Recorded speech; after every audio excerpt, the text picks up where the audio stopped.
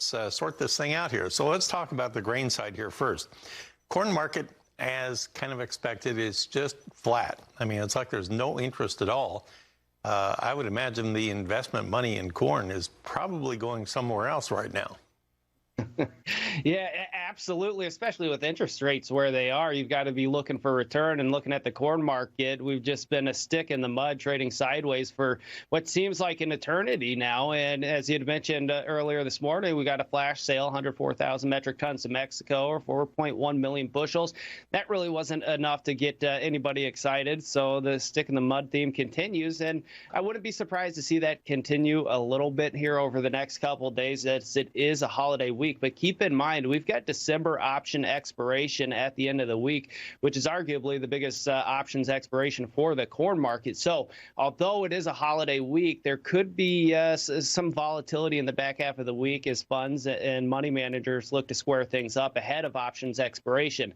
Now, soybeans, on the other hand, we're starting to see the volatility pick up. We're in a 30-cent range to start the week, and last time we were in a 30-cent range over a 12-hour span, I can't even remember. So it's nice to see that market moving around. I think there's some upside potential. 1325 to 1330. That was resistance back in September and October, and the eventual breakout point in November. We back tested that in the overnight session. We're able to hold that, and I think with some weather concerns still mounting in South America, we could see this market kind of go retest those highs near $14.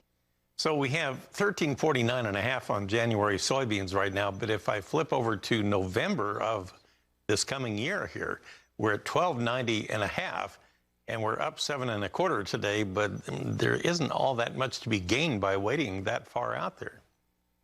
Yeah, there really isn't. And right now, as mentioned in the corn segment, it's a holiday week. It's probably going to be a little bit quieter for those back months. But looking at the front month futures, I think that's where a lot of the volatility is going to be. And until we get more clarity on what South America, Brazil in particular, is able to produce, I think that you're going to start to see this weather premium continue to be mounted in the market. Now, does that mean we're going to go make new highs? No, not necessarily. Ultimately, I think we probably stay pretty range bound between, call it, $13.30 and $14. And I think regardless, if you're at the lower end or the top end of that, that's going to present some great opportunities for buyers and sellers alike.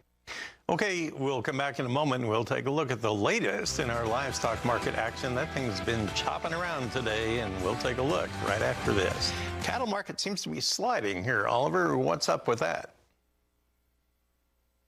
The Friday cattle on feed report, we were kind of in the camp that a neutral report could be a bullish reaction for the market, because there were a lot of concerns that we were going to get another bearish surprise. And it was fairly neutral, halfway friendly, and we got the nice open. But the fact that we weren't able to hold a nice rally on the open from this morning is a little bit concerning. But I don't know that the bottom's going to continue to fall out of this market. I think there's still pretty good fundamental backdrop here, and I think we probably stay range bound for that February contract, 173 to 174 on the support side. And then on the resistance side, we're looking up at 179 to 180 as the inflection point that the bulls need to get out above to kind of re-encourage some buyers to step back into the market. And looking at the commitment of traders report that we got Friday afternoon, they show managed money net long 41,000 contracts. If you recall, we spent much of the year, between 80 and 100,000 contracts. So 41,000 contracts net long. That's their smallest net long position since October of 2022. Wow. If we can stabilize here, we might have some buying power come back into the market. Interesting points you bring up. Thanks, Oliver. Oliver Slope of Blue Line Futures in Chicago. So, Suzanne, it looks like we have reached what they call a point of equilibrium.